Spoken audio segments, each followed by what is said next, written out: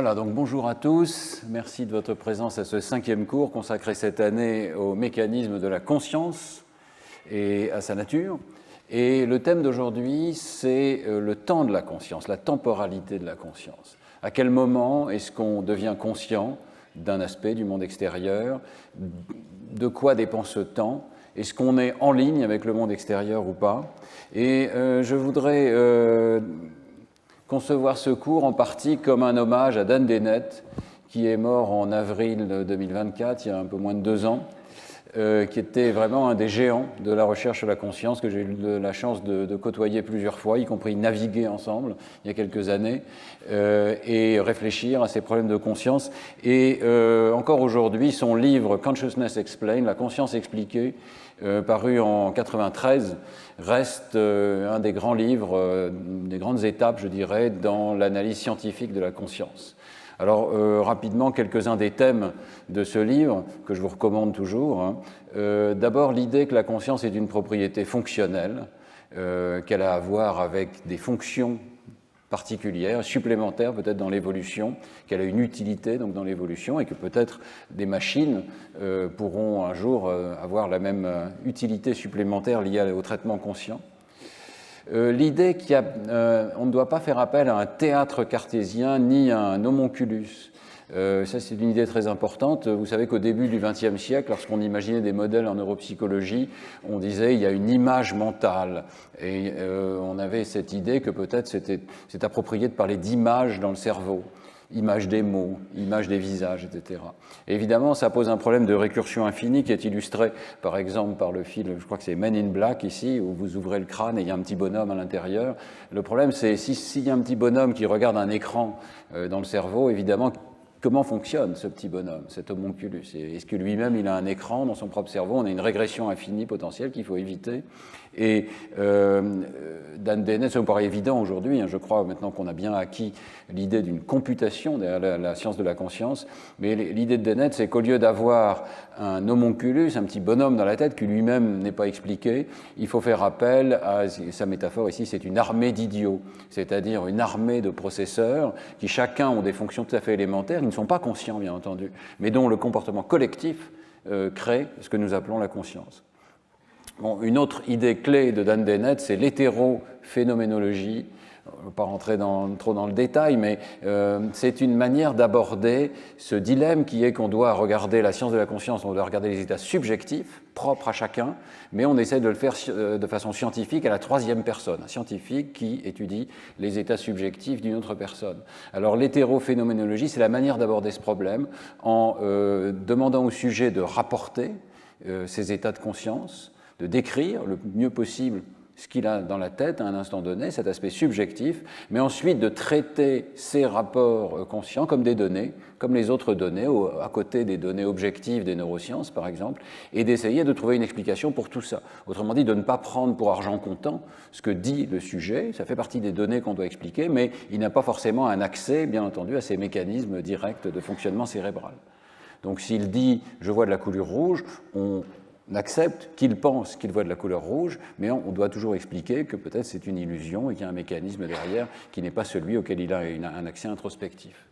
Bon, autre idée de Dan Dennett, bien familière maintenant, pardon pour la faute d'orthographe, mais c'est l'idée de multiple drafts, c'est-à-dire de versions multiples dont l'aboutissement est ce que nous percevons consciemment.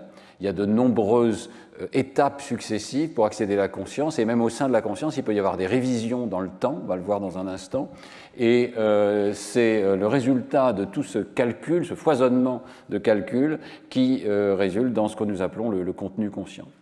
Et donc cette métaphore qui est très proche de l'espace de travail neuronal global que nous proposons, qui est que la conscience est un peu comme la gloire ou la célébrité dans le cerveau. Il y a de nombreuses représentations à chaque instant, et il y en a une à un instant donné qui est plus célèbre que les autres, qui gagne accès à la célébrité et qui peut être diffusée à l'ensemble du système. Et puis, et c'est le thème d'aujourd'hui, Dan Dennett, dans son livre, et ça m'a beaucoup influencé personnellement, explique comment on doit réfléchir au temps de la conscience, à la dimension de temps dans la conscience. Alors, il explique que la dimension de temps, c'est comme pour n'importe quel autre aspect de nos représentations mentales, le temps de la conscience subjective, le temps que nous percevons subjectivement, c'est une reconstruction, et il peut être découplé du temps physique.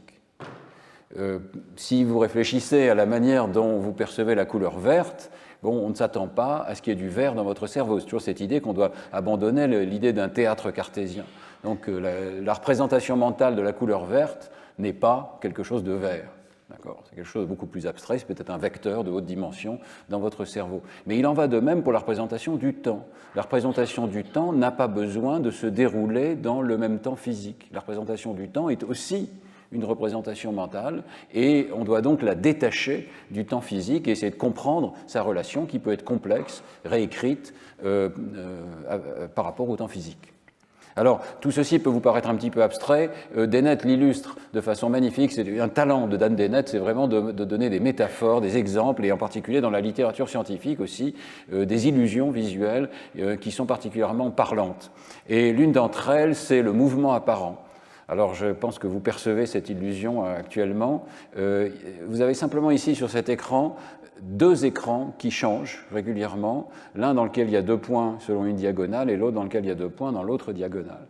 Mais je pense que vous percevez du mouvement, n'est-ce pas? Est-ce que vous percevez que l'un des points se déplace vers l'autre et en même temps, dans le sens inverse, le 3e point se déplace vers le 4e? Alors, qui perçoit du mouvement vertical? D'accord? Qui perçoit du mouvement horizontal? Vous voyez, c'est à peu près moitié-moitié, pas tout à fait. Si vous faites attention ou si vous attendez, tout simplement, vous allez voir que le mouvement change et que ce qui était du mouvement vertical devient horizontal et vice-versa. Je pense que vous pouvez en faire l'expérience maintenant. Si vous avez du mal, vous pouvez mettre votre main pour cacher 2 des points et à ce moment-là, vous allez voir le mouvement devenir, évidemment, c'est le seul qui est possible avec 2 points, n'est-ce pas? Et puis ensuite, ça va revenir à l'autre version. Donc c'est une illusion intéressante qui a été utilisée, j'en parlerai pas directement aujourd'hui, mais qui a été utilisée pour parler de la bistabilité. C'est encore un exemple de bistabilité dans notre conscience. Hein. Mais Dan Dennett en utilise une version différente qui est due à Köhlers et von Grünow. Mais c'est le même principe. On va présenter un point bleu, et puis après un certain délai, on va présenter un point rouge. Et lorsque le délai est suffisamment court par rapport à la distance entre les points, on perçoit du mouvement. Mais alors, ce qui est particulier à l'illusion de Köhlers et von Grünow, c'est que le point change de couleur. Et dans la perception subjective, voilà ce qu'on perçoit. On perçoit un point bleu qui bouge, et puis au milieu, change de couleur et devient rouge. Et alors, Dan Dennett attire l'attention sur un paradoxe. Le point bleu change de couleur avant d'arriver à sa destination finale, où il est rouge, d'accord? Mais ce moment où il change de couleur, donc il est entre le point de départ où le point est bleu et le point d'arrivée où le point est rouge dans le temps. Mais il n'a pu être calculé qu'après qu'on ait vu que le point est rouge, n'est-ce pas? Si le point rouge n'apparaît pas, le point bleu ne bouge pas. D'ailleurs, il n'y a pas forcément besoin du changement de couleur, c'est vrai aussi pour l'illusion que je vous ai montrée auparavant. Pour percevoir que le point démarre, il faut attendre que vous ayez vu le 2e point, sinon le point ne démarre pas du tout. Donc, votre conscience reconstruit l'histoire, n'est-ce pas? Votre conscience est obligé de créer une représentation mentale, une de ces ébauches à la Dennett. La première ébauche, c'est il y a un point bleu, il ne bouge pas. Il y a peut-être un moment transitoire où vous percevez le point rouge à sa place, et ensuite votre cerveau reconstruit une histoire en disant le point bleu a bougé, il est devenu rouge. Et du coup, il est devenu rouge entre les deux spatialement, mais aussi entre les deux dans le temps. Alors j'avais été tout à fait frappé par cette discussion de Dan Dennett qui dit le temps de la conscience n'est pas le temps physique, il doit y avoir des réécritures, et ici, le temps, qu'on pourrait appeler T2 au milieu où le point change de couleur, il a forcément été calculé après le moment où est apparu le point rouge, donc après le moment physique de T3, n'est-ce pas? Au moment où on perçoit le point rouge arriver à la fin. Donc il y a une réécriture, une remise en ordre, forcément, liée au calcul du temps, ici, dans la tête du sujet. Alors, on ne va pas parler directement de cette illusion aujourd'hui, mais ça nous a inspiré dans nos recherches au laboratoire, et notamment avec Claire Sergent, avec Lionel Nakache, pour réfléchir à ces questions de temps dans la conscience, et on s'est aperçu qu'il y avait peut-être quelque chose de similaire dans le domaine de l'espace de travail neuronal global. Je vous avais déjà présenté ce schéma qui est paru dans TICS en 2006, dans lequel on voit un premier stimulus qui fait l'objet d'un traitement dans la tâche 1, donc qui progresse le long d'une voie non consciente, qui accède à l'espace de travail neuronal global, qui est diffusé, qui peut être diffusé à des systèmes moteurs, il y a une réponse motrice, et pendant ce temps-là, il n'est pas possible à un deuxième stimulus d'accéder à l'espace de travail neuronal global. C'est un goulot d'étranglement. Alors, qu'est-ce qui se passe? Eh bien, le deuxième stimulus doit attendre. Et après un certain temps, si l'espace de travail est disponible et si la mémoire est suffisante pour ce stimulus qui est passé, à ce moment-là, on pourra peut-être le récupérer. Donc le modèle fait des prédictions extrêmement précises sur la temporalité des événements ici. Il doit y avoir propagation du premier stimulus dans des aires sensorielles, puis accès au cortex préfrontal et au système de l'espace de travail neuronal global avec une représentation métastable, cette fameuse ignition, embrasement dont on a parlé au cours 3 et au cours 4. Et puis, pendant ce temps-là, si on présente un deuxième stimulus, il va parcourir ces représentations sensorielles initiales, mais il va devoir attendre. Et soit il va devoir attendre longtemps et ensuite on va voir une ignition, un embrasement tardif, soit il va peut-être être complètement perdu, on ne va pas pouvoir le récupérer, sa mémoire est perdue et on va être simplement non conscient de ce deuxième stimulus. Et dans tous les cas, il va y avoir un temps de latence pendant lequel on n'est pas conscient du deuxième stimulus. Alors c'est ça qu'on a voulu tester et dont je vais vous parler aujourd'hui sous forme de différentes expériences. Le premier phénomène, celui donc d'extinction, ici, de collapse, c'est le phénomène de clignement intentionnel. Qu'est-ce que c'est que le clignement intentionnel? C'est un phénomène qui avait été décrit dès 1987 et consolidé en 1992 par Raymond, Shapiro et Arnell. Si vous présentez une série, par exemple ici, de chiffres, et qu'au milieu, il y a des cibles qui sont des lettres, voilà, une première lettre qu'on appellera T1, une deuxième lettre qu'on appellera T2, eh bien, vous pouvez traiter la première lettre très facilement, par exemple la conserver en mémoire, mais pendant une fenêtre temporelle assez vaste, après la présentation de la première lettre, vous ne percevez pas la seconde. Vous avez beaucoup de mal à percevoir la seconde.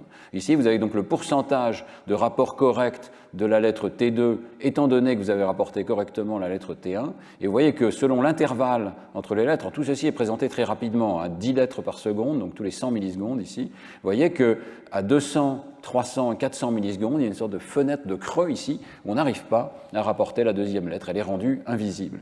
Et il y a eu pas mal de recherches. Avec Claire Sergent, on a étudié ce phénomène sur le plan psychologique, je vous montrerai dans une seconde, mais on perd vraiment une conscience totale de la deuxième lettre. On a l'impression qu'il n'y en avait pas. C'est aussi simple que ça. Il n'y avait pas de deuxième lettre. D'accord. Et puis, les chercheurs ont étudié quel est le minimum qu'il faut faire sur la tâche T1 pour qu'on obtienne ce clignement intentionnel, cette perte d'information sur le stimulus T2. Et ce qui est très intéressant, c'est exactement comme prédit le modèle de l'espace de travail neuronal global, il suffit de prendre conscience de T1 pour obtenir un clignement intentionnel pour T2. Il n'y a pas forcément besoin de cliquer ou de répondre, il suffit juste que le sujet enregistre cette représentation en mémoire, en conscience. Voilà. Il le perçoit consciemment. Et en particulier, dans cette recherche de Neuenstein et collaborateurs, c'est le même stimulus exact, T1, qui est présenté au seuil de conscience, de sorte que de temps en temps il est vu, de temps en temps il n'est pas vu. Quand il est vu, ça induit un clignement intentionnel. Quand il n'est pas vu, le sujet perçoit la lettre T2 sans aucune difficulté. Donc c'est vraiment juste l'accès à la conscience qui crée ce clignement intentionnel. C'est un phénomène assez puissant, c'est une illusion, pas toujours complète. Il arrive qu'on puisse voir T2, ça dépend du temps de traitement de T1. Il y a une autre recherche très jolie de Jolicoeur qui a montré que plus le temps de traitement de T1 est long, plus le clignement intentionnel est long. Donc il y a vraiment une fenêtre qui est occupée par T1 et qui empêche de percevoir T2. Alors, d'autres recherches, ici notamment le travail de Edvard Wohl, ont montré qu'il y avait non seulement une suppression, mais un délai et une diffusion de l'accès conscient pendant le clignement intentionnel. La recherche est sympathique, vous voyez, c'est avec Nancy Kanwisher, qui est toujours très maligne dans ses conceptions expérimentales. Et là, vous avez une série de lettres, donc on ne voit que des lettres, mais il y en a deux qui sont entourées d'un cercle, et c'est celle-là que vous devez rapporter. D'accord ? Donc T1 et ensuite T2, et bien sûr on fait varier l'intervalle entre T1 et T2. Et Pour ce qui est de T1, vous n'avez aucune difficulté à rapporter la bonne lettre. Donc comme elles sont très proches dans le temps, et c'est espacé de 83 millisecondes maintenant, il arrive, la plupart du temps, vous rapportez la bonne lettre, qui est ici marquée par 0, T1, et puis de temps en temps, vous rapportez la lettre d'avant ou la lettre d'après. Mais toutes ces courbes sont superposées, ça veut dire que la performance sur la première tâche ne dépend pas de la présence d'une deuxième tâche T2. Ça, c'est la première tâche. Et vous avez cette courbe assez précise d'extraction d'une information dans le temps. Donc pour une première tâche, vous êtes très bon. Maintenant, qu'est-ce qui se passe pour la deuxième tâche? D'abord, en noir, ici, vous avez la performance pour ce qui est de T2, c'est-à-dire le pourcentage de réussite. Et vous retrouvez la courbe que je vous montrais auparavant, clignement intentionnel, on a du mal à percevoir T2, surtout lorsqu'il est présenté dans un intervalle court après T1. Il peut y avoir, j'en parlerai pas, il peut y avoir ce qu'on appelle dans la littérature lag one sparing, c'est-à-dire un léger bénéfice si ça vient juste après, si les deux lettres sont consécutives. En fait, on pense que c'est la même fenêtre qui s'ouvre et qui permet de percevoir les deux lettres comme un seul objet de pensée, en quelque sorte. Mais sinon, vous voyez ici ce clignement intentionnel très fort. Et alors, qu'est-ce qui se passe pour les autres lettres?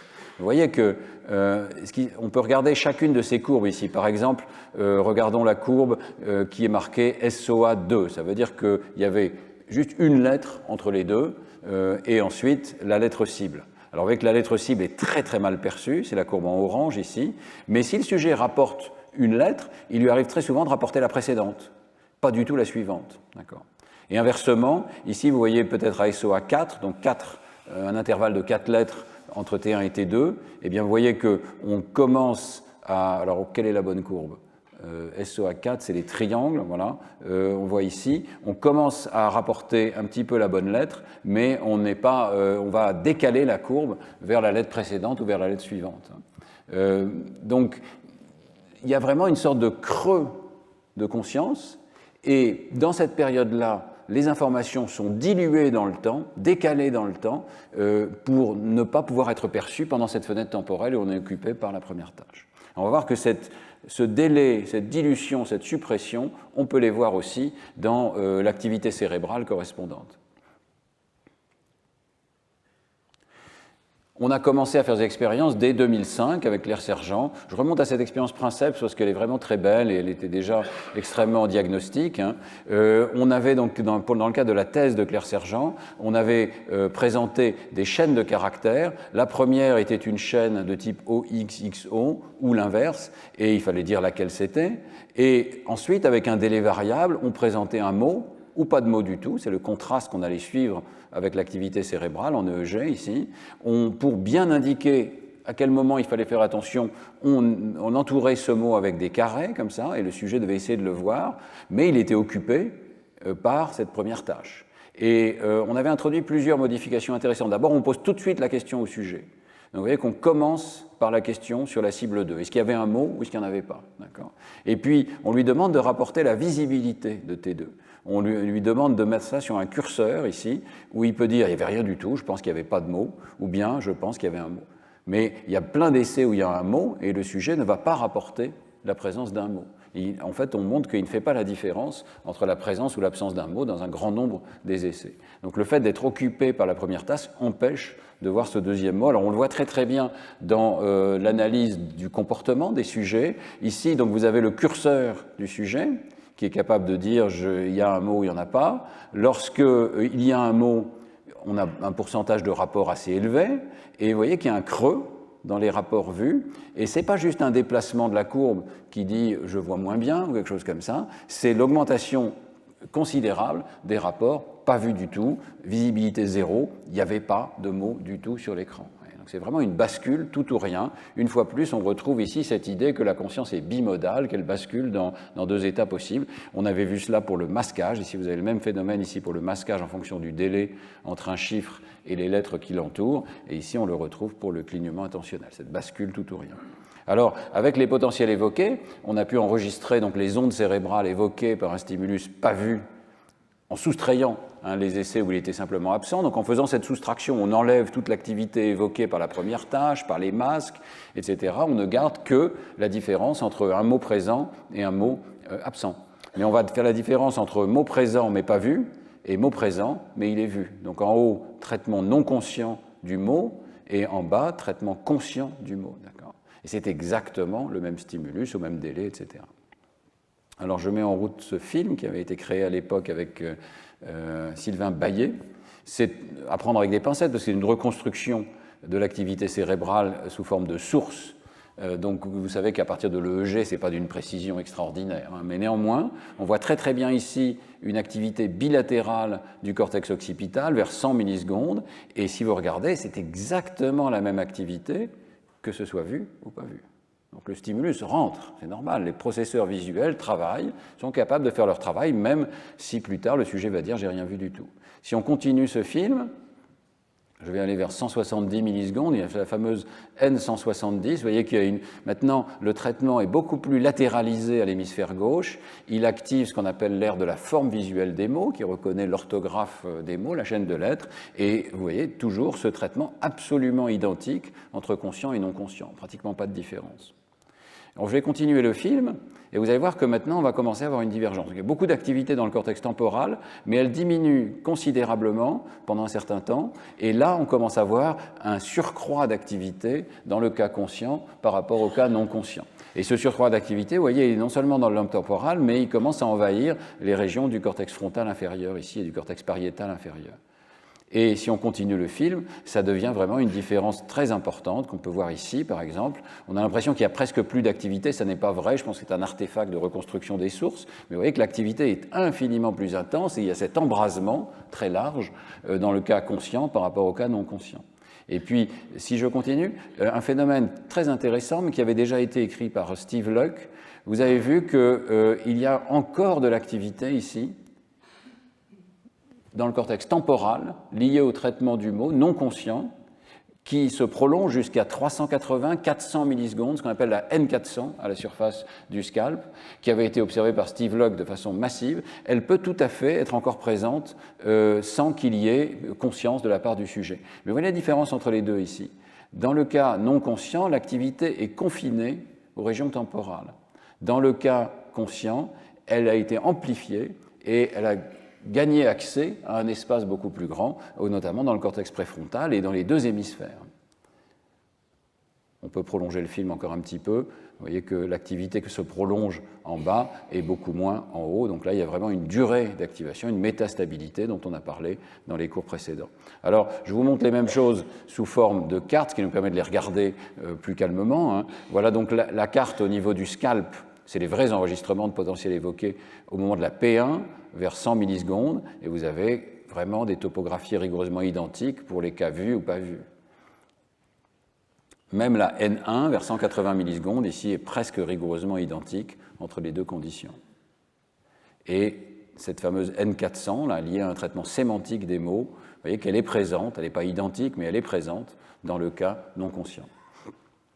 Maintenant, ce qui est caractéristique, c'est vers 270 millisecondes qu'on commence à avoir cette très forte divergence, amplification beaucoup plus grande dans le cas vu que dans le cas pas vu, une négativité N3 qui est presque uniquement présente dans le cas vu, et aussi deux autres événements qui sont presque tout ou rien dans le cas vu par rapport au cas pas vu, la P3A, ici antérieure au niveau de la ligne médiane du cortex frontal, et la P3B, dont je vous ai beaucoup parlé dans ce cours, qui est l'une des signatures de la conscience, pas toujours présente, mais présente lorsque le sujet doit rapporter les stimuli. Voilà.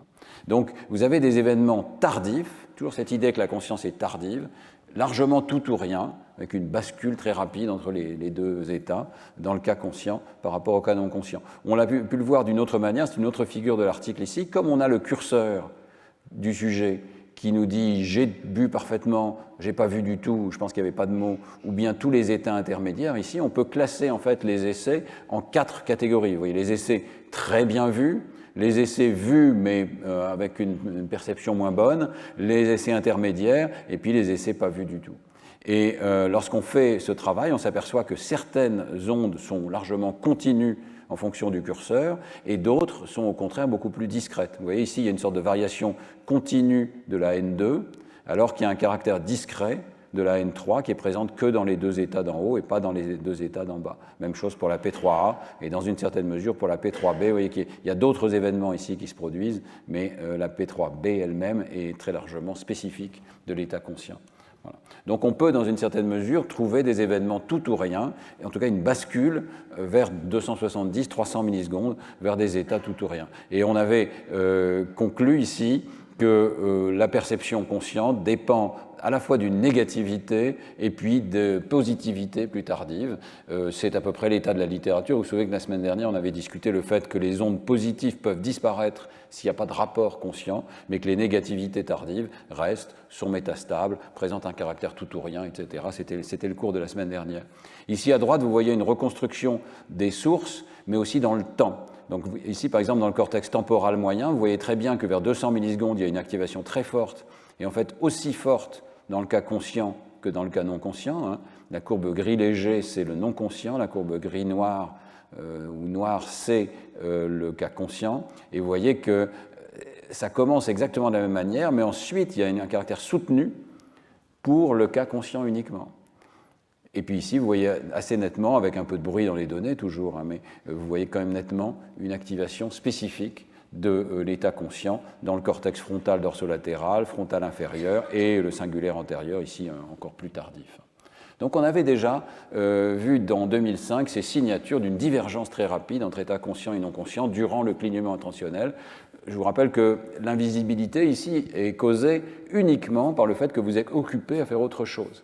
Sinon, le stimulus, il est extrêmement visible. C'est un mot qui est présenté pendant une durée considérable. Si vous n'êtes pas distrait par la première tâche, vous voyez tout. Vous voyez parfaitement qu'il y a un mot. Mais parce que vous êtes distrait par la première tâche, ça empêche de voir le mot qui est présenté. Donc on était dans ce cas d'une représentation qui disparaît. Je pense que vous avez tout à fait bien vu ces étapes initiales de traitement du mot qui sont parfaitement préservées, et ensuite un collapse vers un état de non-activité qui ne permet pas au sujet de rapporter la présence d'un mot. Alors maintenant, on va s'intéresser à l'autre situation, le délai, d'accord ? L'embrasement différé. Dans certaines conditions, si le sujet arrive à rapporter le stimulus, et après tout c'était le cas aussi dans certains essais du clignement intentionnel, hein, eh bien à ce moment-là, on doit avoir un délai. On ne peut pas percevoir immédiatement le stimulus, mais il doit être considérablement différé. Alors, on a commencé à tester cette idée en s'appuyant sur un phénomène psychologique qui avait été décrit auparavant, qui s'appelle the psychological refractory period, la période psychologique réfractaire. C'est un phénomène massif, plus massif en fait que le clignement intentionnel, presque omniprésent, dès que vous essayez de faire deux tâches en même temps, ce qu'on appelle dual tasking. Okay. Donc, on ne peut pas, la plupart du temps, faire deux tâches en même temps. On verra peut-être les limites de ça, mais pour l'instant, donc, je vous présente un petit peu la caricature de ce qui se passe. Imaginez que vous avez un premier stimulus et après un long temps de traitement, vous donnez une réponse 1, peut-être ça prend 500 millisecondes, typiquement 400, 500 millisecondes au minimum. Et puis je vais vous présenter un deuxième stimulus et lui-même, il va falloir 300, 400, 500 millisecondes pour obtenir une deuxième réponse. Si les deux sont espacés dans le temps, pas de problème. Et c'est ce qu'on voit ici, il y a un temps de réponse rapide au stimulus 2. Je vais vous expliquer ce diagramme dans un instant. Maintenant, je rapproche, vous voyez, pardonnez-moi, c'est un petit peu lent à répondre. Je fais varier le moment où le stimulus 2 est présenté. D'accord ? Donc s'il est présenté ici, il n'y a pas d'interférence. Maintenant, si je rapproche le stimulus 2 du stimulus 1, je vais observer que le temps de réponse à ce deuxième stimulus est massivement ralenti. Et donc ce que vous voyez ici sur la droite, c'est le temps de réponse au stimulus 1 et le temps de réponse au stimulus 2 en fonction de l'intervalle entre les deux. D'accord ? Et vous pouvez percevoir le temps de réponse au stimulus 2 comme la différence entre cette diagonale, qui est le moment où le stimulus 2 est présenté, et le moment où la réponse du sujet survient. Et vous voyez que lorsqu'on rapproche les deux, eh bien, la réponse 2 doit attendre considérablement, et il y a un délai absolument massif qui est induit ici, la flèche verte devient beaucoup plus grande, vous êtes massivement ralenti par le fait de devoir faire deux tâches en même temps. Et en même temps, tout n'est pas ralenti. Et vous voyez qu'ici, il y a deux courbes. Ces deux courbes, c'est un ralentissement qui est causé par une étape perceptive de traitement de l'information. Par exemple, je crois qu'ici, la tâche, c'était, vous voyez des chiffres, vous pouvez dire s'ils sont plus grands ou plus petits que 5, mais ici, ils sont présentés sous forme de mots ou ils sont présentés sous forme de chiffres, et on sait qu'en sous forme de mots, vous êtes plus lent que sous forme de chiffres. D'accord ? Donc ici, vous avez la réponse aux chiffres, aux mots, et ici, la réponse aux chiffres. D'accord ? Ça crée un ralentissement. Oui, mais pendant cette période d'attente, ce délai disparaît. Qu'est-ce qui se passe? Eh bien, vous êtes en train d'attendre que la tâche 1 soit finie, mais en réalité, les étapes perceptives de la tâche 2 peuvent déjà se réaliser. Et donc, ce délai ici est absorbé. On parle d'absorption parce que vous avez le temps de régler ce problème, de savoir si c'est un chiffre ou un mot, et le mot prend un peu plus de temps que le chiffre. Tout ceci peut être fait de façon non consciente pendant la tâche 1. Et ce qui ne peut pas être fait, par contre, pendant la tâche 1, c'est l'étape centrale de décision ou de décider quelle réponse vous faites, et ça crée un délai massif. Alors, je vais vous expliquer ça de façon meilleure, peut-être, sur une tâche effective. On a beaucoup étudié ce phénomène avec Mariano Sigman, quand il était au laboratoire. Et donc, par exemple, on engage le sujet dans une tâche visuelle.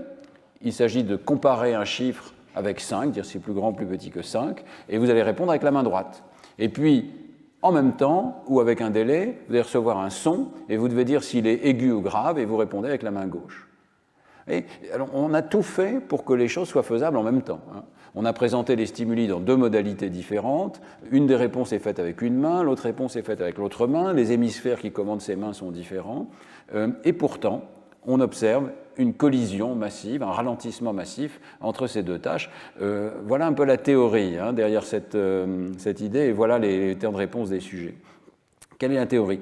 C'est que si je présente les stimuli pendant un délai avec un délai très long, il n'y a aucune interférence particulière. Donc vous exécutez une tâche, puis l'autre, sans interférence. Mais si vous raccourcissez maintenant le délai, vous allez observer cette interférence, et donc le temps de réaction 2 se courbe comme ça veut dire qu'il se ralentit. Vous voyez que le temps de réaction 1, lui, n'est jamais affecté. Il n'est pas affecté, on fait la tâche 1 tout à fait normalement, on se concentre dessus, on arrive à se concentrer dessus. Mais la tâche 2 doit attendre, et la théorie, c'est qu'est-ce qu'il doit attendre exactement? Eh bien, c'est la composante consciente, centrale, de la tâche 1 et de la tâche 2 qui entrent en collision. Donc c'est uniquement cette composante centrale qui va être ralentie. C'est ce qu'on voit en bleu clair ici. La composante perceptive initiale n'a pas de raison de ne pas se déclencher immédiatement après la présentation de la cible 2, et la composante de réponse se déclenche tout de suite après avoir fini l'étape de décision. Il y a des étapes motrices d'exécution de la réponse qui sont non conscientes, qui peuvent s'exécuter en parallèle avec le reste. La seule collision, c'est la collision de l'étape centrale qu'on a indiquée C ici, qui est votre décision consciente. Qu'est-ce que je dois faire exactement? Alors, il y a beaucoup de travaux sur ce sujet, je ne vais pas tous les présenter, mais présenter cette expérience où on a réussi à utiliser les potentiels évoqués et l'IRM. Et les deux, en fait, sont informatifs sur ce qui se passe dans cette collision consciente. Ici, vous avez quelque chose de très simple. Vous avez donc le stimulus visuel, le stimulus auditif, et chacun d'eux évoque une négativité initiale entre 100 et 200 millisecondes, type N170, et ensuite chacun d'eux évoque une P300 qui a la chance d'être légèrement différente, sans doute parce qu'on demande une réponse à main droite versus une réponse à main gauche. Donc la topographie n'est pas exactement la même pour ces événements. Ce qui fait qu'on a 4 topographies qu'on peut analyser ici, qu'on peut identifier dans des essais avec un seul stimulus, et ensuite on va appliquer ces topographies à chacun des essais de chacun des sujets, et on va voir qu'est-ce qui est décalé ou pas. On fait une régression multiple, pour ceux qui s'intéressent pour les détails, on fait une régression multiple avec ces 4 topographies sur les topographies qui sont observées à chaque instant. Et donc qu'est-ce que vous voyez ici? Pour les étapes perceptives de la tâche 1, tout est absolument aligné dans le temps, vers à peu près 170 millisecondes après la présentation de T1. Survient cette étape de façon absolument mécanique, toujours au même moment. Même chose pour cette étape centrale et donc une décision consciente de la part du sujet vers 300 millisecondes ici, un peu plus. Vous voyez que chez tous les sujets, et quel que soit le délai entre les stimuli, elle survient toujours au même moment. Ça, c'est la tâche 1. Autrement dit, la tâche 1 s'exécute en priorité et sans modification, quel que soit le délai par rapport auquel apparaît le stimulus auditif. Maintenant, regardons le stimulus auditif. Ces étapes perceptives s'exécutent exactement au moment où elles le doivent, c'est-à-dire à 0, 300, 900 ou 1200 millisecondes ici. Elles sont en ligne avec la présentation du stimulus. Les étapes tardives, par contre, sont décalées dans le temps. Je pense que vous pouvez le percevoir parce qu'il n'y a pas le même délai entre ces deux-là qu'entre ces deux-là. On va le voir mieux sur la diapositive suivante où je vous montre des tranches de temps. Et donc voilà la tranche de temps pour les événements sensoriels de la tâche 1, aucun changement en fonction du délai. Pour les étapes centrales de la tâche 1, aucun changement en fonction du délai. Pour les étapes perceptives de la tâche 2, vous voyez que chaque événement sensoriel qui est représenté par un rectangle ici est suivi au bon moment, immédiatement, avec le même délai d'un traitement sensoriel qui est donc en ligne avec le stimulus extérieur, pas de délai. Mais par contre, l'étape centrale de la tâche 2 est différée, c'est la courbe bleue ici, bleu foncé, elle ne vient pas au même moment que les autres. Ce qui est intéressant d'ailleurs, c'est qu'il y a aussi des ondes centrales au moment où on finit la tâche 1, et là, on dit, alors, est-ce que j'ai un stimulus à traiter ou pas? Ah non, je dois attendre et je vais le retrouver par la suite. Donc vous voyez que lorsqu'il y a un délai très long, on observe quelque chose de très classique, une onde sensorielle, par exemple ici en rouge, suivie d'une P300 un peu plus tardive, vers 300 millisecondes, mais lorsqu'on rapproche les stimuli, l'onde sensorielle est toujours là, l'onde tardive, la positivité tardive, est très largement décalée dans le temps. On est en retard. Alors ce retard, bon, là c'est exactement ce que je viens de vous expliquer, hein. Ce retard, on peut aussi le mesurer simplement directement en regardant ces délais. Donc je compare ici les prédictions avec les délais observés des composantes des potentiels évoqués, et vous voyez que les résultats collent parfaitement avec les prédictions.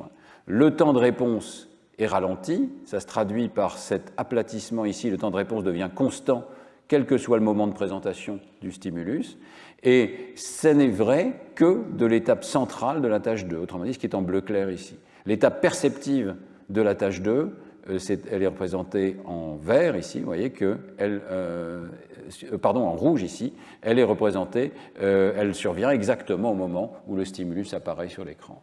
J'espère que ce n'est pas trop compliqué. Retenez qu'il y a des étapes perceptives qui prennent à peu près 200 millisecondes qui surviennent immédiatement dès que le stimulus apparaît. Ils n'ont pas besoin d'attendre, qui surviennent en parallèle. Et puis, il y a des étapes centrales qui, elles, sont considérablement retardées. Mais on parle d'un phénomène considérable, un retard de 200 à 300 millisecondes. Donc c'est un retard très important. Alors, c'est tellement important qu'on peut le mesurer en IRM fonctionnel. Et là, c'est peut-être pour les étudiants dans la salle qui utilisent l'IRM, on dit souvent l'IRM, il n'y a pas de résolution temporelle, on n'est pas capable de voir le déroulement dans le temps.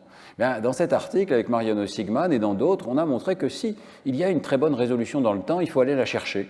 En fait, lorsque une activation neuronale survient, il faut effectivement plusieurs secondes pour que monte le signal d'IRM fonctionnel qu'on appelle le signal BOLD.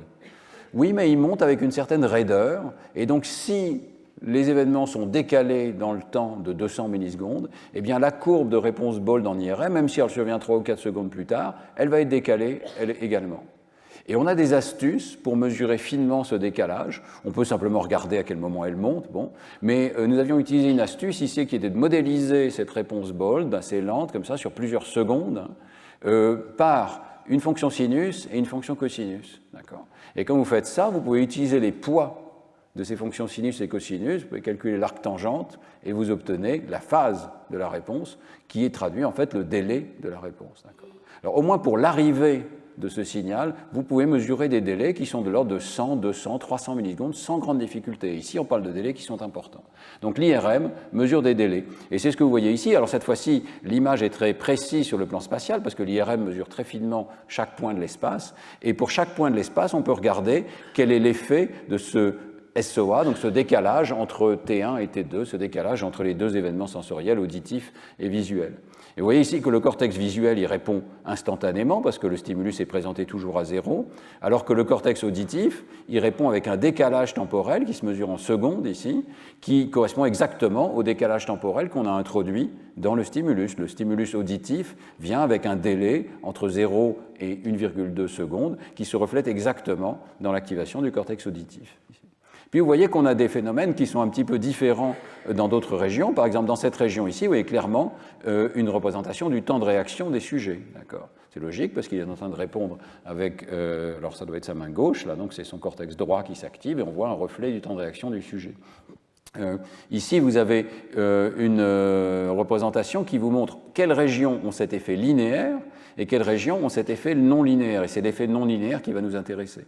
Alors, je ne vais pas rentrer trop dans le détail, ceux que ça intéresse vraiment iront voir l'article, hein, mais il est possible, sur cette base-là, de trier les régions cérébrales en régions qui ont différents phénomènes dynamiques. Voilà. Et c'est ce qui a été fait ici par Mariano Sigman, en représentant donc pour chaque voxel, pour chaque point dans l'espace du cerveau la composante linéaire et la composante non linéaire de son délai de réponse. Et vous voyez qu'on arrive à une dissection très fine de différents types de régions, des régions qui répondent à la tâche visuelle et qui donc ne dépendent pas du délai de la présentation auditive, des régions qui dépendent strictement linéairement avec une pente de 1 de la présentation du stimulus auditif, et donc ça on voit très bien ici les aires auditives, et puis des régions qui ont cette non-linéarité, autrement dit qui ont ce ralentissement spécifique au moment où il y a une collision entre les deux stimuli et on est ralenti pour la deuxième tâche. Donc on les voit ici, notamment dans des régions, vous voyez souvent c'est pariétal et frontal en même temps, ici par exemple les deux cortex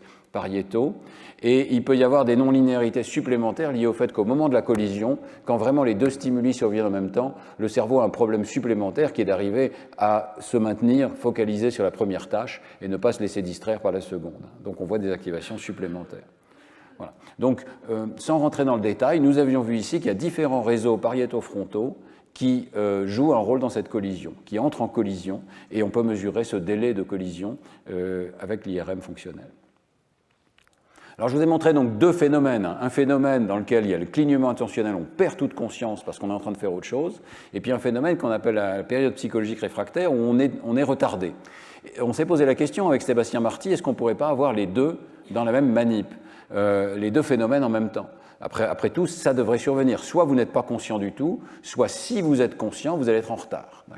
Alors, on a créé une expérience pour étudier ça, toujours un peu la même idée. Il y a un flux visuel, parmi lequel il y a un stimulus auditif qui survient. Le stimulus auditif, vous devez le traiter en premier. C'est aigu ou c'est grave. Le stimulus visuel vient un petit peu plus tard, avec un délai variable, et on va voir s'il y a une collision entre les deux.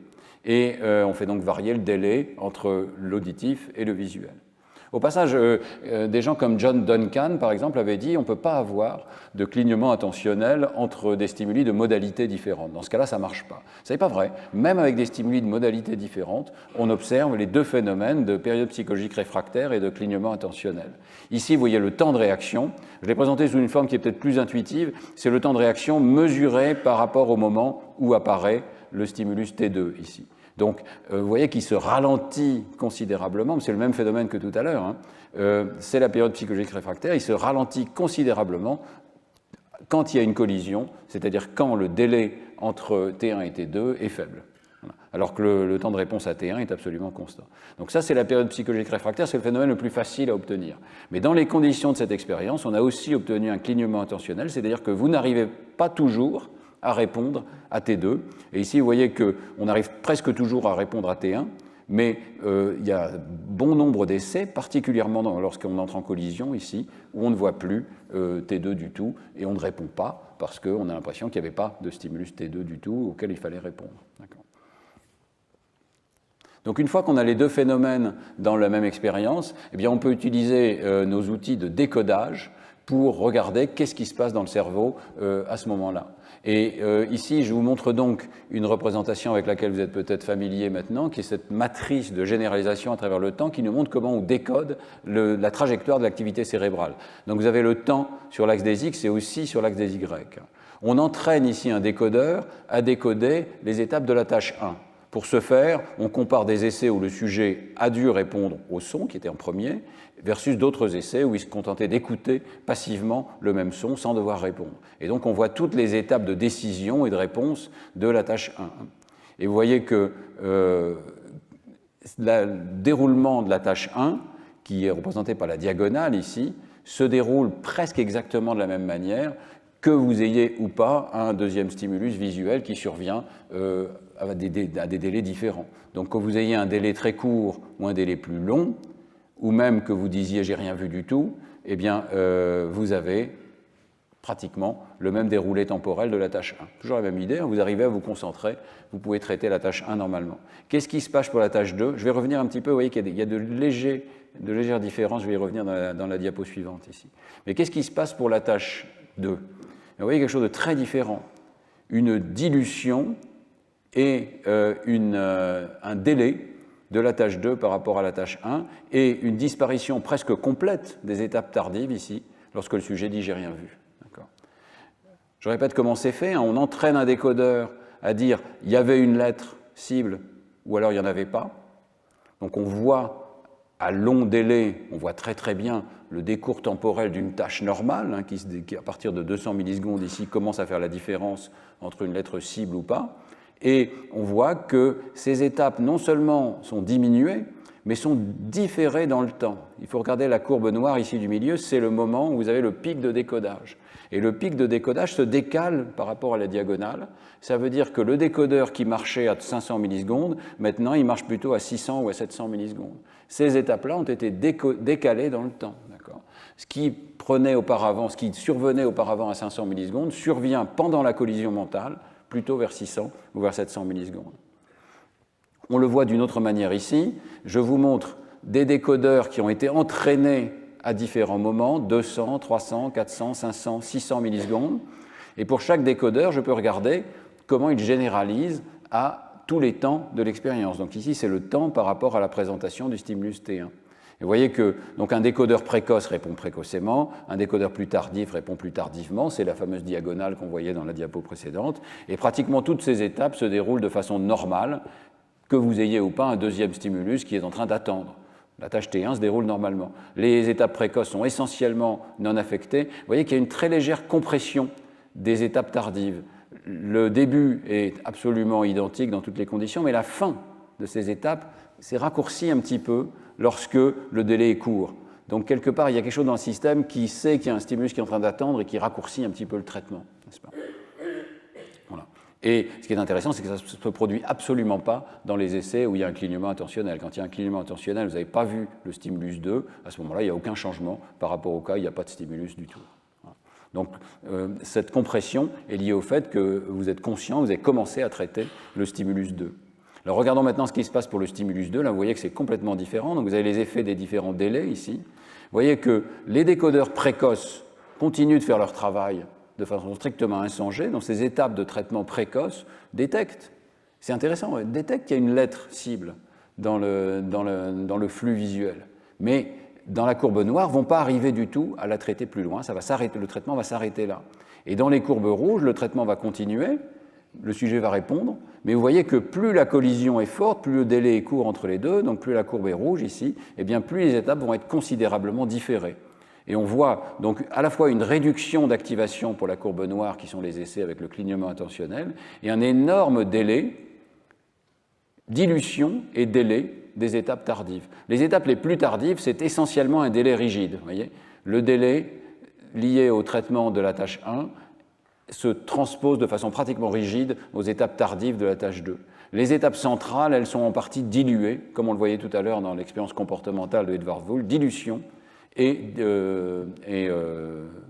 retard, et puis suppression complète dans certains essais où on n'arrive pas à franchir le seuil de conscience. Ces phénomènes sont très étroitement reliés. Soit je franchis le seuil de conscience, mais je suis obligé de le faire tardivement, quand la première étape est finie, quand la première tâche est finie, soit je ne peux pas y arriver du tout, et j'ai un collapse et je ne suis pas conscient qu'il y avait un deuxième stimulus.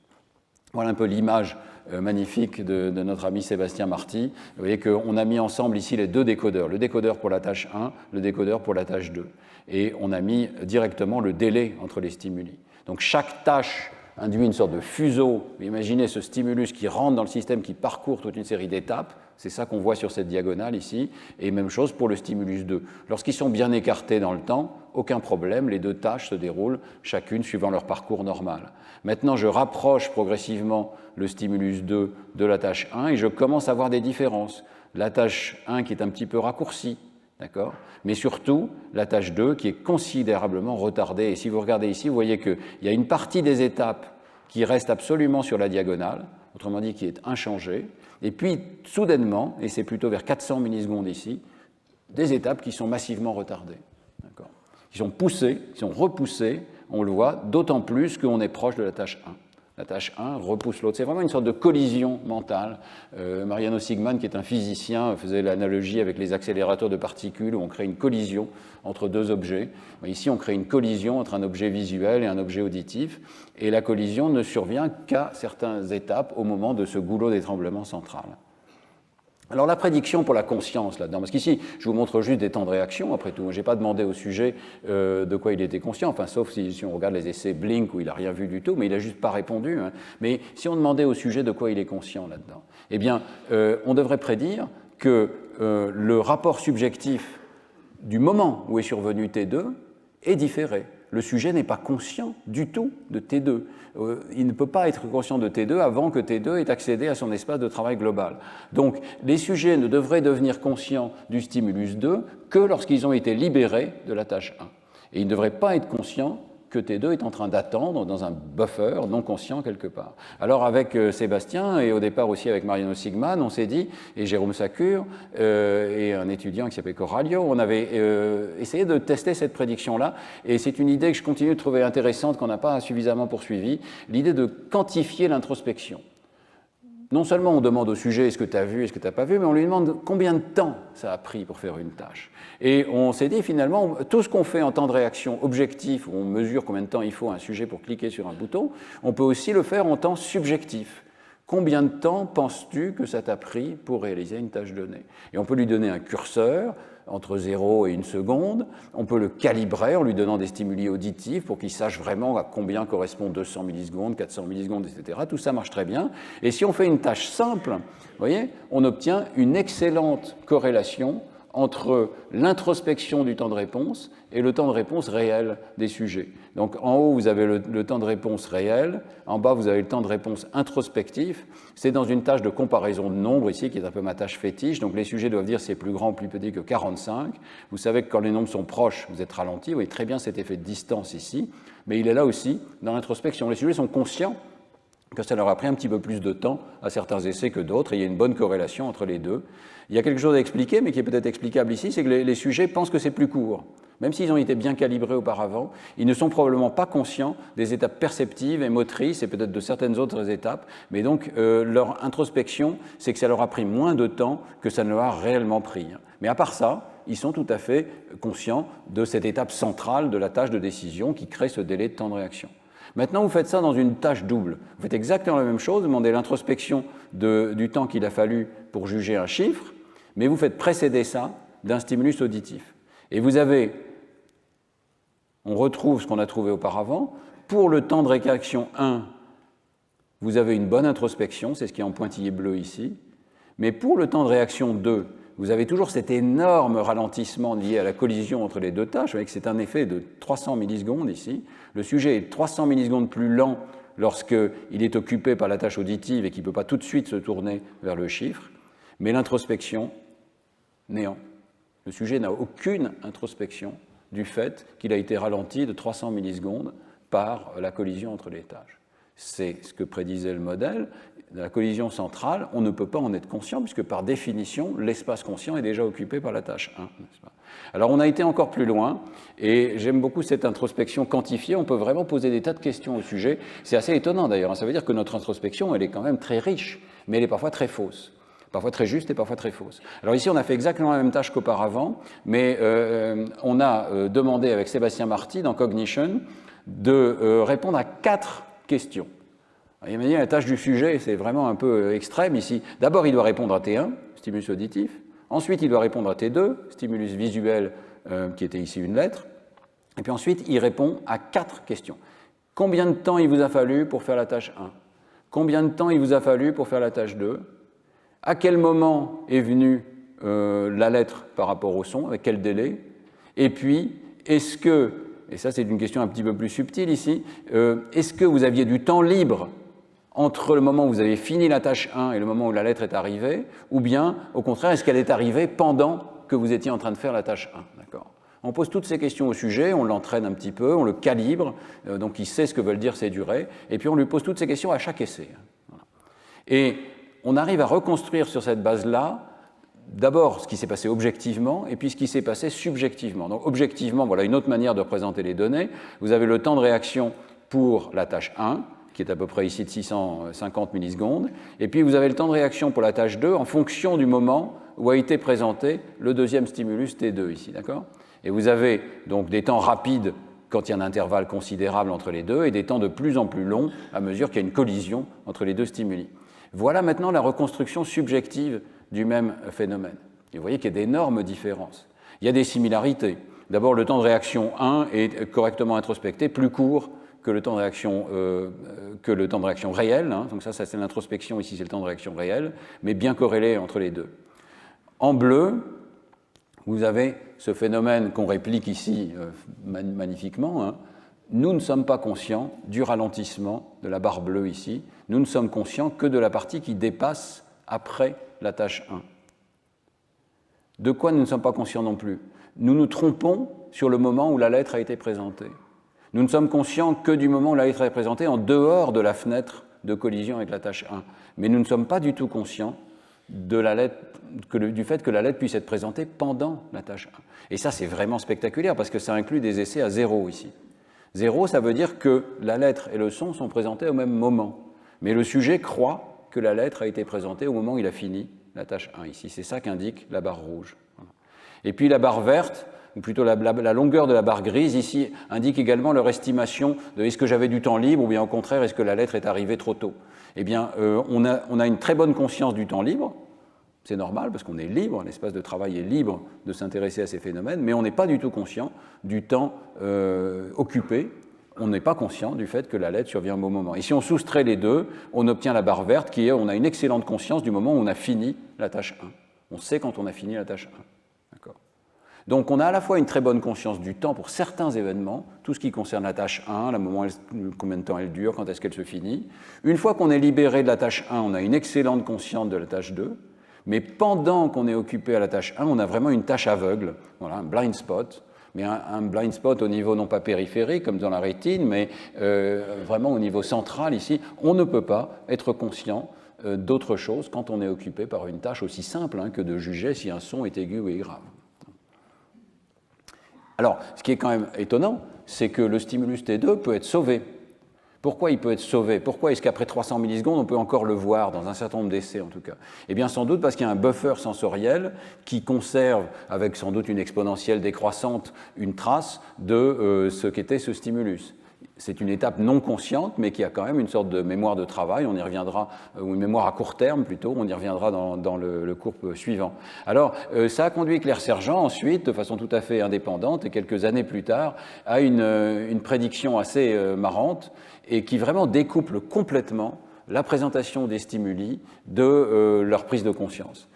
L'idée est très simple, c'est que s'il y a un buffer qui permet de garder des stimuli non conscients dans une mémoire à court terme et de les retrouver par la suite, comme on vient de le voir pour la collision dans la période psychologique réfractaire. Ça veut dire qu'il y a des étapes initiales de traitement. Vous vous souvenez, je vous avais présenté ce diagramme de Claire Sergent. Hein. Il y a des étapes initiales de traitement et normalement, une fois qu'on a franchi les étapes de perception, on accède à la conscience, on amplifie le stimulus, on a de l'activité soutenue et on peut percevoir consciemment une image, par exemple. Mais l'idée de Claire, c'est qu'après tout, s'il y a des buffers sensoriels non conscients, on doit pouvoir décaler les deux. On doit avoir une désynchronisation entre le moment où on prend conscience d'un stimulus et le moment où il a réellement été présenté. Et en fait, c'est ce qui se produit dans la PRP. Alors, elle a créé un nouveau paradigme dans lequel on peut regarder exactement ce phénomène-là de façon pure, qu'elle appelle l'attention rétrospective, le rétro-cueing, le fait d'indicer de façon rétrograde. On va donner des indices au sujet qui vont lui permettre d'avoir une conscience rétrospective, parfois jusqu'à 900 millisecondes après le phénomène sensoriel. Voilà l'expérience. On va vous flasher un stimulus et on va faire en sorte qu'il est faible, il est au seuil, individuellement pour chaque personne, ce qui fait que vous ne le voyez que 80% du temps. D'accord ? Et son contraste est bas. Il peut être à gauche ou il peut être à droite. Et dans une situation extrêmement classique de type tâche de Posner, on va donner un indice. Ici, vous voyez, le cercle devient un peu plus sombre et plus gris. Et ça vous indique, dans les cas valides, où se trouve le stimulus. Et dans les cas invalides, ça indique l'autre côté. Et l'indissage à la Posner, c'est le phénomène que lorsque l'indice vient avant la cible, ça nous aide à trouver la cible et ça nous aide à la voir. Et c'est la première chose. Alors, elle va demander après quelle était l'orientation de la cible et puis quelle était la visibilité de la cible. Mais voilà le résultat principal ici. Lorsque l'indice est présenté avant le stimulus, vous avez le phénomène de Posner classique, vous avez le phénomène d'attention, vous avez un indissage attentionnel et ça vous permet de récupérer la cible plus souvent lorsque l'indice est valide, ici en bleu, que lorsqu'il est invalide, ici en rouge. Et le niveau qui a été choisi dès le départ, c'est 80% de perception correcte. Donc vous voyez que l'essai invalide ne vous invalide pas beaucoup, mais l'essai valide vous aide énormément. Mais qu'est-ce qui se passe avec l'attention rétrospective? Eh bien, ça marche aussi en attention rétrospective. Et dans certaines expériences, jusqu'à 900 millisecondes. Ça veut dire que vous n'aviez rien vu. Vous n'avez pas pu voir le stimulus. Mais parce que vous avez un indice rétrospectif, rétro-cueing, vous pouvez vous retourner en mémoire et prendre conscience d'un stimulus que sinon vous n'auriez pas vu. Voilà. Et ce phénomène de rétro-cueing a été répliqué de nombreuses fois maintenant. Claire Sergent m'a fourni ces diapositives ici qui montrent un certain nombre de réplications. La détection elle-même et la visibilité subjective sont affectées. Autrement dit, on peut aider quelqu'un à voir même des centaines de millisecondes après que le phénomène qu'on cherche à voir ait disparu sur l'écran. Le phénomène lui-même, la cible ici, elle est présentée pendant seulement 50 millisecondes, mais il y a suffisamment de buffers non conscients, de mémoire à court terme non consciente, pour pouvoir se retourner dans le temps et amplifier un stimulus qui avait été vu auparavant. Donc, beaucoup de démonstrations que la collision centrale existe, qu'elle peut faire disparaître un stimulus et que si elle ne le fait pas disparaître, elle peut différer considérablement sa perception, que la perception consciente n'est pas forcément en ligne avec le stimulus sur l'écran. Alors, on a décidé dans un article plus récent avec Sébastien Marty de tester directement cette notion d'étape discrète versus d'étape continue d'accès à l'information dans le temps. Et je vais juste vous présenter ces expériences brièvement, même si ça demanderait peut-être plus de temps pour bien comprendre ce qui se passe, mais on a ici une situation donc, dans laquelle on va vouloir tester l'hypothèse qu'au départ, le traitement sensoriel est strictement parallèle, qu'ensuite il y a un début de sélection qui est graduel et qui peut être non conscient, et puis qu'ensuite l'accès à la conscience, lui, il est strictement discret, et on a accès à un seul objet à un instant donné. Et cette idée d'un goulot d'étranglement qui ne prend qu'un seul objet à la fois. Alors pour le tester, on a présenté plein d'images au sujet, une série d'images dans ce qu'on appelle RSVP, c'est-à-dire Rapid Serial Visual Presentation. Si je vous présente une image tous les 116 millisecondes ici, vous les voyez plus ou moins toutes. Ça clignote très rapidement, mais vous avez une impression subjective de voir très rapidement des images qui apparaissent avec un statut conscient qui est un petit peu ambigu. Est-ce que c'est visible ou est-ce que c'est pas visible? Alors on vous demande de chercher à voir l'image qui est entourée par un carré vert, directement inspiré de l'expérience de Ed Wool que je vous ai montré au départ. On va vous distraire avec une tâche supplémentaire qui est de rapporter la couleur d'un écran qui est présenté au tout départ ici. Je vais vous expliquer dans une seconde pourquoi on fait ces expériences comme ça, mais sachez simplement qu'on réplique le phénomène de Edvard Wool, c'est-à-dire que lorsqu'il y a un long délai entre la couleur initiale et l'apparition de l'écran vert, vous êtes très précis, voyez, dans votre réponse, vous savez quelle image a été encadrée, est-ce que c'était un visage, un corps, un objet ou un lieu, et de temps en temps vous rapportez l'identité de l'image qui était juste avant, parfois juste après, mais très peu, et par contre vous avez une dilution, vous voyez, légère mais mesurable, vous perdez de l'information pendant le clignement attentionnel et vous avez un élargissement, c'est ce qu'on voit ici, la variance des rapports du sujet est augmentée pendant le clignement attentionnel. Mais donc, ce qui est intéressant, c'est que ça veut dire que vous avez quand même une compétition, vous avez plusieurs images possibles, comme dans l'expérience de Ed Wool au départ, et il y en a une qui gagne le plus souvent par rapport aux autres, et c'est celle-là que vous rapportez. Et souvent, c'est la bonne, mais pas toujours. Donc, on va voir ces étapes de sélection de l'information. Et là, il y a eu vraiment un breakthrough, je dirais, qui a été fait par Sébastien Marty, qui était d'appliquer les décodeurs qu'on a entraînés à une image toute seule. Je vous ai déjà montré ces diapos. On entraîne un décodeur en fonction du temps à décoder quelle est l'identité de l'image qui est sur un écran. Est-ce que c'est un visage, est-ce que c'est un corps, un objet ou un lieu? On peut faire beaucoup mieux que les 25% qui serait une chance sur 4 ici, à partir de 100 millisecondes et un peu plus tard, et on voit ce phénomène de décalage dans le temps, une série d'étapes successives qu'on est capable de décoder. Eh bien, ici, Sébastien montre qu'on peut décoder chacune des images qui ont été présentées sur l'écran. Elles sont présentées très rapidement, chacune rentre dans le système et chacune crée une activation cérébrale décodable et une diagonale d'activation, ce qui veut dire que dans une tranche de temps verticale ici, vous pouvez entraîner un décodeur sur les étapes précoces ou un décodeur sur les étapes plus tardives et encore plus tardives. Vous avez une tranche de temps dans laquelle différentes étapes de représentation dans le cerveau sont en train de se succéder et l'image N, l'image N-1 et même l'image N-2 sont toujours présentes dans une sorte de pipeline, n'est-ce pas, qui survient à différents moments dans le temps. Alors parmi ces images-là, vous allez devoir en choisir une, en sélectionner une, celle qui est entourée en vert. On peut donc contraster les images cibles et les images non cibles. Et lorsque vous regardez la différence entre les deux, vous voyez que l'image cible et l'image non cible commencent exactement de la même manière, ou presque exactement de la même manière, mais ensuite, vous êtes capable de décoder pendant plus longtemps l'image cible, beaucoup plus longtemps, des centaines de millisecondes plus longtemps, elle est métastable dans votre espace de travail global, et vous avez un décodeur précoce qui continue d'être capable de décoder l'information aussi plus longtemps, qui a une activité soutenue.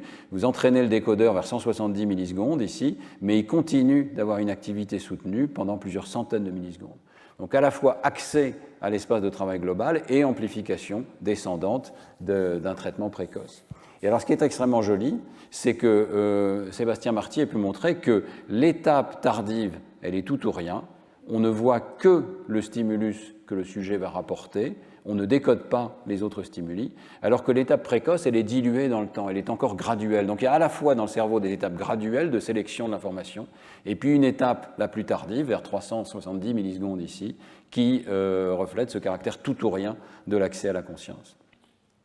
Une autre manière de voir les choses, c'est de regarder ces décodeurs dans le temps. C'est la même information, hein, mais vous voyez ici l'image T, l'image T-1, l'image T-2, qui sont toutes amplifiées dans cette étape précoce où on a entraîné le décodeur à 170 millisecondes, donc une sélection graduelle. Et puis ici, clairement, cette sélection tout ou rien, juste l'image T qui est choisie par le sujet, qui est amplifiée pendant un temps considérable, qui est métastable dans le système. Je vous montre que les essais corrects, où le sujet a correctement répondu à l'image cible, qui était l'image T ici. Si je vous montrais les essais incorrects, vous verrez un décalage correspondant de ces activations. Donc, on est capable de suivre que le sujet sélectionne une information, et dans une certaine mesure, on est capable aussi de voir les essais où il va se tromper, où il sélectionne la mauvaise information. Et on voit ce goulot d'étranglement progressif. Ça ressemble vraiment à ce que Dennett appelait les multiple drafts, hein, les ébauches multiples. Le cerveau sélectionne progressivement l'information, et il y en a une à la fin qui atteint la célébrité, qui rentre dans l'espace de travail global. Alors j'en profite pour dire que Sébastien Marty nous a quittés. C'était vraiment un chercheur exceptionnel dans le laboratoire, et il a été emporté par un cancer cérébral, par un glioblastome très rapidement. Et donc voilà, nous pensons tous encore à lui. La recherche au laboratoire sur la conscience a pris en partie un coup d'arrêt parce qu'il jouait un rôle absolument central, et puis c'était une personnalité vraiment rayonnante qui a disparu beaucoup trop tôt. Mais donc je reviens à cette vision de l'espace de travail neuronal global. Hein. J'essaye de construire progressivement dans votre tête une vision de ces étapes de traitement. Et donc il faut imaginer donc, cet espace de travail neuronal global qui est ici au centre, hein, qui est au sommet, assis sur une série de circuits qui sont, eux, constamment parcourus par des signaux en parallèle, dans tous les sens. Énormément de traitements parallèles dans tous ces processeurs qui sont représentés ici de façon très schématique. Il faut imaginer vraiment des milliers de processeurs, des centaines de millions de neurones qui travaillent tous en parallèle et qui travaillent tous sur des stimuli auditifs, visuels simultanément. L'espace de travail neuronal global peut saisir un de ces stimuli, peut s'accrocher à l'un de ces stimuli, et il peut le faire garder en tête pour une durée arbitraire. On a donc une architecture massivement parallèle avec un goulot d'étranglement central. Et alors je terminerai juste le cours en mentionnant que ces phénomènes donc de clignement attentionnel et de ralentissement qui ont été observés chez l'adulte, eh bien maintenant qu'on a bien caractérisé les phénomènes, on peut se poser la question à quel âge ils se mettent en place. Est-ce qu'ils existent déjà chez les jeunes enfants? Et il y a au moins 2 études que je voudrais mentionner qui suggèrent que oui. En fait, c'est vraiment des contraintes structurelles. À ce niveau conscient, on ne peut pas faire 2 choses en même temps, et ça existe pratiquement très tôt chez les jeunes enfants. Alors ici, dans un travail sur le clignement attentionnel réalisé par Jean-Rémy Hockman et Sid Quider, 2 chercheurs français, hein, vous avez une situation qui est appropriée pour les enfants, où ils adorent regarder des visages. Donc on leur montre un visage au centre, entouré par des non-visages, et puis, dans certains essais, va apparaître un deuxième visage en périphérie. Et on va le mettre avec un délai court ou bien avec un délai de plus en plus long en augmentant le nombre de masques entre le visage 1 et le visage 2. D'accord ? J'espère que vous voyez, ce n'est pas très clair ici, mais on peut avoir un visage 1 et un visage 2 qui sont suivis après un délai considérable, au contraire un délai très court. C'est toujours la même idée. Est-ce qu'il va y avoir une collision entre les deux? Si le bébé est attiré par le visage central, est-ce qu'il arrive à voir le visage périphérique? Et alors la méthode pour le mesurer ici, c'est d'utiliser les mouvements des yeux des bébés. Est-ce que les sujets bougent les yeux vers le visage périphérique?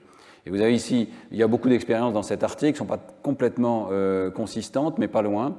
Elles vous montrent que donc c'est le nombre de fois où le bébé arrive à bouger les yeux du bon côté par rapport au visage qui est présenté en périphérie. Vous voyez que s'il y a un grand délai, même des bébés de 5 mois, après un certain temps, après la présentation du visage périphérique, vont se tourner vers le visage périphérique. Et 8 mois, ici, ils le font de plus en plus. Mais si le délai est trop court, eh bien, ils ne le font plus, ou presque plus. Ils ne se tournent pas autant qu'ils le feraient vers le visage périphérique. Donc c'est interprété par les chercheurs ici comme une distraction.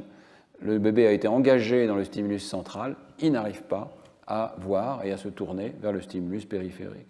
Bon, est-ce que c'est vraiment un clignement intentionnel ou est-ce que c'est un problème d'inhibition ou quelque chose comme ça? Ce n'est pas complètement clair, mais le phénomène est quand même très marqué, ressemble au clignement intentionnel. On n'est pas sûr évidemment de l'état de conscience du bébé. Alors vous voyez qu'ici, ce ralentissement, il est de l'ordre de ce clignement intentionnel de l'ordre de 200 millisecondes ici pour des enfants de 3 ans et des adultes. Il est infiniment plus grand pour des très jeunes enfants. Vous voyez qu'à 5 mois ou 8 mois, ici, on parle d'un ralentissement de 500 millisecondes ou de même 1 seconde de ralentissement pour les enfants. Donc un clignement intentionnel qui serait beaucoup plus durable, quelque part, chez le très jeune enfant que chez l'adulte. Ça correspond complètement aux données que je vous ai montrées dans les cours précédents, où on avait vu que l'embrasement conscient existe chez le bébé. Il y a une non-linéarité dans l'accès à la conscience chez le bébé, mais elle est beaucoup plus lente. L'équivalent de la non-linéarité qu'on voit dans la P3 chez l'adulte survient peut-être 3 fois plus lentement chez le jeune enfant que chez l'adulte. Donc toujours la même idée, hein. Le bébé il a des circuits fonctionnels, y compris des circuits dans le cortex préfrontal. Simplement, les connexions ne sont pas myélinisées, elles ne sont donc pas rapides, elles sont lentes. Le traitement de l'information en cascade que je vous ai montré, il est beaucoup plus lent chez le bébé, et notamment dans ses étapes centrales, et du coup, on a un clignement intentionnel qui est beaucoup plus durable. Et ce phénomène-là est retrouvé dans un article qui est sous presse du laboratoire de l'équipe de Ghislaine, qui utilise un protocole un petit peu similaire, un petit peu plus complexe aussi. Vous le voyez ici, donc ce sont des bébés de 3 mois et demi. Hein. Ils regardent un écran d'ordinateur pendant qu'on enregistre leur potentiel évoqué ici. Et on leur montre un nounours central en couleur. On fait tout pour attirer leur attention vers ce nounours qui arrive au début d'essai, comme ça. Et puis, avec un délai variable, il va y avoir un visage qui va apparaître d'un côté ou de l'autre. Et de l'autre côté, c'est un non-visage qui apparaît. Donc T1, c'est le nounours. T2, c'est le visage périphérique. Et pour vraiment inciter les enfants, c'est compliqué, on ne peut pas donner des instructions aux enfants. Hein. Chez l'adulte, on peut dire, vous ferez d'abord T1, et puis ensuite vous ferez T2, vous cliquerez ici, et cliquerez là. Chez l'enfant, on n'a rien de tout ça, chez le bébé en tout cas. Et donc, on est obligé d'essayer de l'engager dans la tâche qu'on souhaite. Alors ici, on essaie de l'engager dans T1 en lui présentant un magnifique nounours en couleur qu'il a envie de regarder.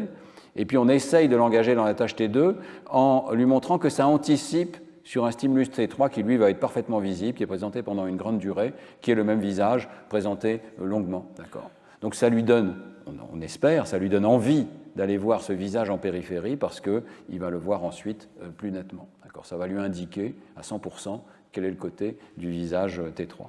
Donc la question, c'est est-ce que T2 va être vu lorsqu'il est en collision avec un délai assez court? On fait toujours varier ce fameux SOA. Là, je vous rappelle que ça veut dire Stimulus Onset Asynchronie, l'asynchronie de l'arrivée des stimuli, donc 400, 800 ou 1200 millisecondes ici. Et la première chose qu'on voit, c'est est-ce que le sujet fait une saccade oculaire vers T2? C'est la même mesure que Jean-Rémy Hockman et Jean-Rémy King Silkwider dans le papier précédent. Vous voyez que oui, s'il fait une saccade, c'est uniquement à 1200 millisecondes qu'il en fait un petit peu. Il n'arrive pas à faire des saccades pour les stimuli présentés à 400 ou à 800 millisecondes, donc pendant la collision. Voilà. Donc c'est la première indication qu'il y a une collision ici. Les saccades ne se produisent que lorsqu'il y a un bon délai entre le nounours et le stimulus T2, le visage.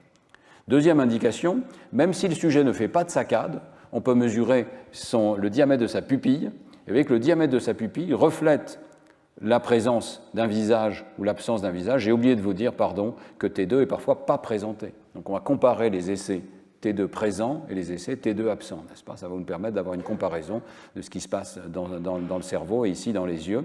Et vous voyez que la dilatation pupillaire survient de façon différente dans les essais présents et dans les essais absents pour T2, mais uniquement à des délais suffisamment longs. Et elle est significative ici à 1200 millisecondes, est un petit peu à 800 et pas du tout à 400 millisecondes. Donc là encore, pas de traitement apparent d'un visage qui est le même visage, hein, juste parce qu'il est en collision avec le nounours central. Troisième mesure, vous voyez que là c'est astucieux, vous avez que les images sont sur un fond clignotant très rapidement. Et ce clignotement, on peut le maîtriser et le mettre à une fréquence particulière, ce qu'on appelle frequency tagging. On injecte une fréquence de clignotement dans le système. Et l'idée, c'est qu'on va pouvoir très facilement mesurer avec les EEG le reflet de cette fréquence particulière qu'on a injectée sur l'écran. On va voir un pic de fréquence à la fréquence correspondante, un pic de puissance plutôt à la fréquence correspondante. Et ça va nous indiquer quelle est l'attention du sujet. S'il fait attention au fond, alors cette fréquence va être plus intense, la puissance de cette fréquence va être plus intense. S'il fait attention à l'image qui est présentée devant, alors la puissance va être diminuée. Et on voit une diminution de puissance qui est caractéristique, qui est uniquement dans les essais avec un délai suffisamment grand. Quoi d'autre?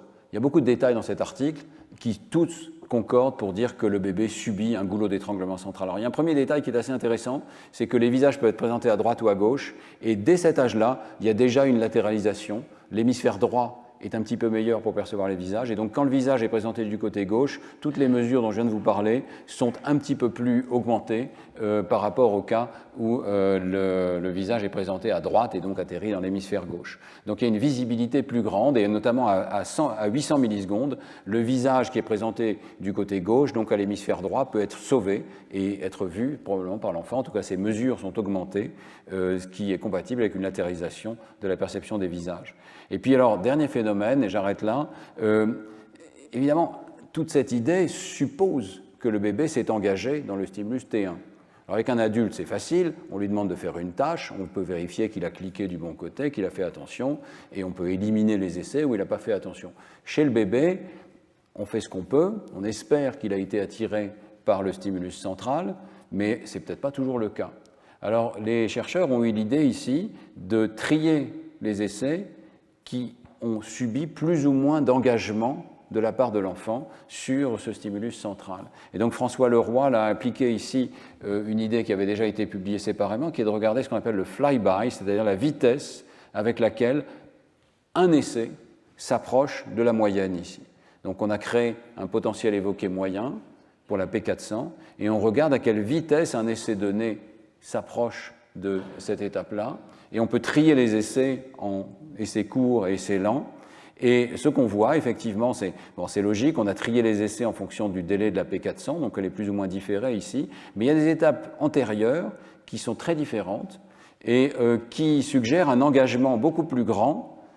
Si on interprète cette N290 ici comme un engagement de l'enfant, l'engagement de l'enfant dans le stimulus T1 serait plus grand dans les essais en bleu que dans les essais en rouge, d'accord ? C'est ça la logique de cette expérience. Et ensuite, il nous montre que ça a l'air de fonctionner effectivement comme ça, c'est-à-dire que si on trie les essais en fonction d'un faible engagement, d'une faible attention à T1, qui est représenté par ce flou ici, donc pas d'engagement de l'enfant dans le stimulus T1 versus un engagement plus grand dans les essais bleus, juste en triant les essais en fonction des potentiels évoqués, on retrouve que les mesures que je vous ai présentées avant sont présentes à délai court. On est ici à délai court.